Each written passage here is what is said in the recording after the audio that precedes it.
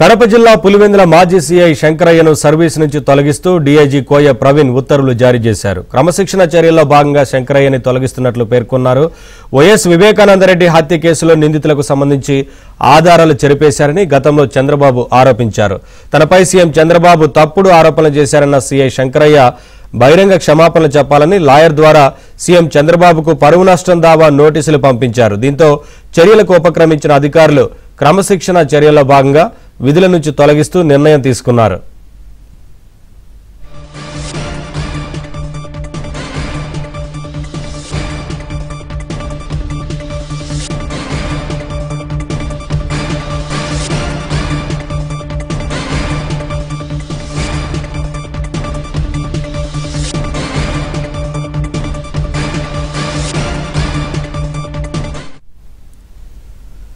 కడప జిల్లా పులివెందుల మాజీ CI శంకరయ్యను service నుంచి తొలగిస్తూ డీఐజీ కోయ ప్రవీణ్ ఉత్తర్వులు జారీ చేశారు. క్రమశిక్షణ చర్యల్లో భాగంగా శంకరయ్యని తొలగిస్తున్నట్లు పేర్కొన్నారు.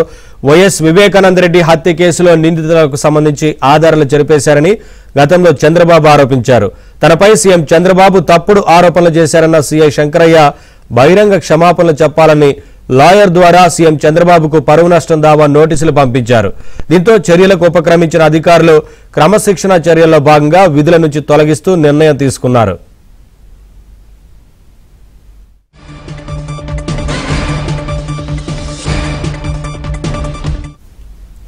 అప్డేట్స్ మా కరెస్పాండెంట్ సుంకన్న అందిస్తారు.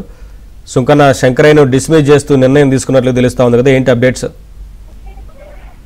నవీన్, పులివెందుల మాజీ సిఐ శంకరయ్య ప్రస్తుతం విఆర్ లో ఉన్నారు. అయితే ఆ వైఎస్ వివేక హత్య కేసులో నిందితుల సాక్ష్యాధారాలన్నీ కూడా చెరిపివేశారని చంద్రబాబు తనపై ఆరోపణలు చేశారు. దీనివల్ల తనకు ప్రతిష్ట కూడా భంగం కలిగినట్టు సెప్టెంబర్ 18వ తేదీన సిఐ శంకరయ్య సీఎం చంద్రబాబుకు తన లాయర్ ధనేశ్వర్ రెడ్డి ద్వారా లీగల్ నోటీసు కూడా ఇవ్వడం జరిగింది. అందులో ముఖ్యంగా సీఎం చంద్రబాబు బహిరంగ క్షమాపణ చెప్పాలి, వివరణ ఇవ్వాలి, లేకపోతే ₹1,45,00,000 పరువు నష్టం దావా ఇస్తున్నట్లు నోటీసుల్లో పేర్కొన జరిగింది. అయితే నోటీసులు ఇచ్చినటువంటి నేపథ్యంలోనే క్రమశిక్షణ చర్యల్లో భాగంగా సిఐ శంకరయ్యను కర్నూలు రేంజ్ డీఐజీ కోయ ప్రవీణ్ ఆదేశాల మేరకు కర్నూలు జిల్లా ఎస్పీ విక్రాంత్ పాటిల్ కూడా అయితే సిఐ శంకరయ్యను పోలీస్ శాఖ సర్వీస్ నుంచి కూడా తొలగిస్తున్నట్లు ప్రకటించడం జరిగింది. Naveen, thank you Sunkanna, thanks for the updates.